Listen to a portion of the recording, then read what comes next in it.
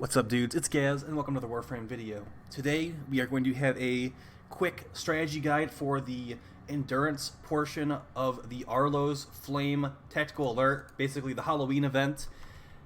If you are going to want to get the Bat Ephemera, Naberus Ephemera at the endurance version, you need to actually stay on the mission for 15 minutes, guys. Around the 15-minute mark, the infested enemies will be around a level 110 for the most part. Also, the 15-minute mark, a Juggernaut spawned for me, so I don't know if that's a guaranteed spawn then, but that's just how it works. We're going to quickly show how this mission works as well, guys, and then we're going to go over a strategy guide on what I'm going to recommend to you. I did do all these missions solo because there's a couple problems when you start involving other players in these missions, guys. And that's mostly bugs involving abilities. So, I'm going to quickly show you how this works. We're not going to go through a full run here, but I'm just going to show you how this works. So first you go hunt down the red marker. If you are in the endurance mission, you probably already know how this works, but this is just like a general strategy guide as well. Kill the guy, give him a couple shots, he might teleport away, he'll still be marked as red. He drops this thing on the ground. You pick this up, kill enemies near that are in the light. It's like the little blue circle on your mini-map, and that's going to keep your life support percentage up. See how fast it's draining? I need to kill these enemies to keep it going. If you stop killing for a couple seconds, guys, you can just lose the mission right there. If it gets to 0, you lose. Also, the lower the percentages on the life support, the smaller the radius of your lantern is going to be. So, definitely gotta be careful with that. Also, killing the pumpkins is going to also increase the percentage on your lantern. So, if you are in a pinch and there's no enemies near you, you can definitely destroy the lantern, or destroy the pumpkins for a lower percentage. Notice also I don't have a companion equipped. I definitely highly recommend to bring the enemy radar mod to this mission. It makes the enemies a lot easier to find, and you're going to be having higher percentage much easier because you'll know exactly where the enemies are coming from. Also, notice on the map how there is a red circle where I am. That means it's where the enemy horde is located, as they call it. And it means more enemies will spawn in that location. So that's going to be your idea for doing this, guys. You're going to want to be killing enemies, filling up the lantern, making sure the lantern doesn't go too low. Definitely don't waste your time in your inventory or anything like that. It should pause the timer. We were at a minute 13. Let's see if it paused the timer. Try one more time. 1:16. If it goes like 5 seconds, it's bugged, like the old event, but I don't think it's going to do that. They probably thought of that. Alright, we're all good. So, yeah, guys, that's going to be the general idea, just going from zone to zone. But here's the problem, guys. Certain frames like Nidus and Korra, if they put up their Strangle Dome, or if Nidus uses his 2, the enemies will not be damageable even if they are in the aura of the lantern. So definitely, if you are bringing Korra, make sure you're not going to be using your 4. Just use your 1. But yeah, here's a foolproof team, in my opinion, to do this. So you want to bring Speed Nova, so negative strength, to speed up the enemies, makes the infested run towards you and the lantern a lot faster. Also, do keep in mind, you cannot damage the enemies that are not inside the lantern's aura as well. So that's going to make it a lot easier for you because they're all melee focused for the most part, and they're going to run towards you. And also, you're going to want to camp in that lantern with a DPS. I actually did all 3 of the missions on Ember, and it was surprisingly effective. You can also drop the lantern on the ground and fill it while it's on the ground.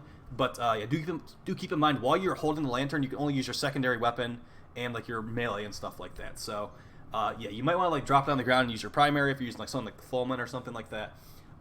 Mesa is really good as a DPS for this. Also Korra, as long as Korra is not using her 4th ability. Trust me, the 4th ability will ruin the run instantly when cast. So do not use the Strangle Dome with Korra. Also, a support like a Trinity or a Wisp, etc. is going to make it so you're having a much easier time, because you do get charged by a lot of toxic ancients in this mission, guys.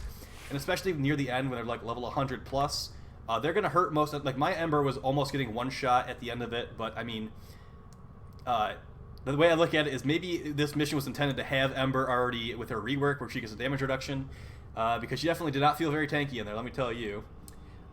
Yes, Trinity or Wisp will be great there. Trinity specifically will be nice because there's lots of energy draining Eximus.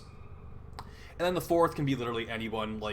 It could just be like an AFK Limbo for all I care, as long as he's not using his abilities. That'll just help increase the enemy spawns and make sure he's in the bubble. Make sure he is not making the enemies walk to another area. You want to have everything in that lantern area of light, guys. It's very important. Let's go over some builds really quickly. I'm also going to show you, there's some hidden caches in these missions. But this is all you get from them. I was hoping they'd maybe put Prime Chamber in here as maybe 1% drop. But the rarest thing in here is going to be a Nightane Extract. is a 1% drop chance if you get all 3 of the caches. There's also universal medallions that are 1% chance, and also a boot is a 1% chance of a drop. So yeah, I don't think getting the caches is worth it. And like I said, it only takes 15 minutes to get the Bats Ephemera, which I currently do have equipped in my Garuda, and I think looks really good. Let's go over Trini Build. We're also going to go over a couple of fashion things with the Bats Ephemera at the end, guys. This is not an optimal Trinity build for what we're doing, because corrosive projection is useless. I'd say replace that with enemy radar, or maybe energy siphon. And yeah, this is for filling up energy pools for Nova and Ember, or whoever else you're using. We've got a Nova Prime build for Speed Nova right here. So this is negative strength using the overextended mod. Also power donation. Power donation is not necessary, but I choose to use it. Just makes us have even less power strength. And yeah, that's just going to help the enemies run towards you faster so we can kill them more reliably. An Ember build. This is one that I was using and it worked pretty well. Keep in mind, Flash Accelerant is actually being removed from the game and being replaced with a different mod next week. I don't know why I have Fireball Frenzy on there, but it was on there. I definitely was not using the Fireball ability at all. But something like this, just you want to burn the enemies to death. They're infested, so they don't have a ton of health. But yeah, making sure you got your energy pool up is going to be important. And here's a Korra build. Like I said, I can't stress this enough, guys. Do not use your 4 on Korra in this mission. It is going to... You'll just instantly fail pretty much. So don't do it.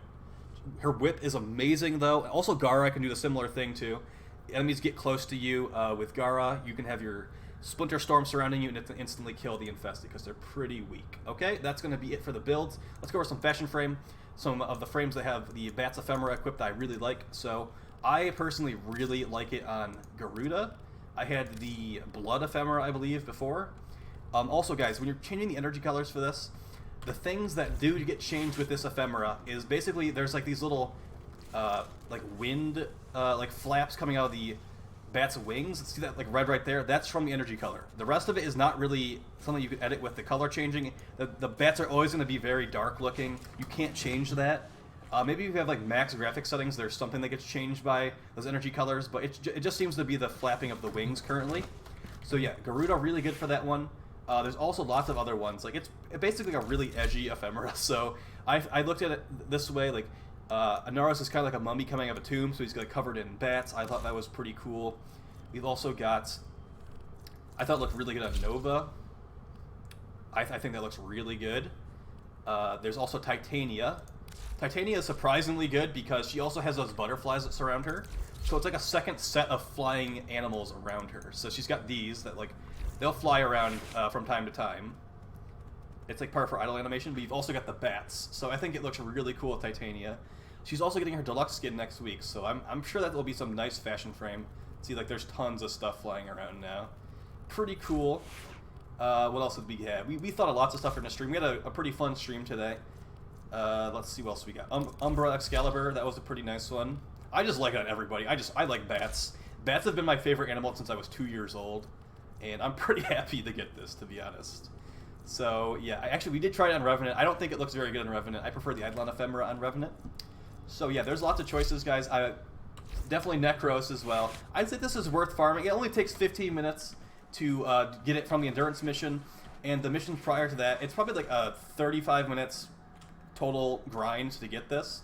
First one's like 5, second one's 10, I think. And the third one, no, second one's 7, the third one's 10. And the last one is 15. So it's really not bad, guys. You get a fully built Aura Forma, fully built Forma, and yeah, it's pretty nice. I'd say it's definitely not worth farming after you get the Ephemera, though. It's like a one and done kind of thing for me. You get the Ephemera, you're not going to be farming it. It's like unless you really are desperate for Nitane. You also get an Auric Catalyst from level 1. That's pretty nice. So yeah, that's going to be it for this video, guys. I hope that you found it helpful. Lots of videos will be coming out next week. Like overwhelming amounts of stuff is happening next week in Warframe, so it's a good thing. We get these giant like content drops, and it's just like all the content they've been working on crammed into one thing, pretty much.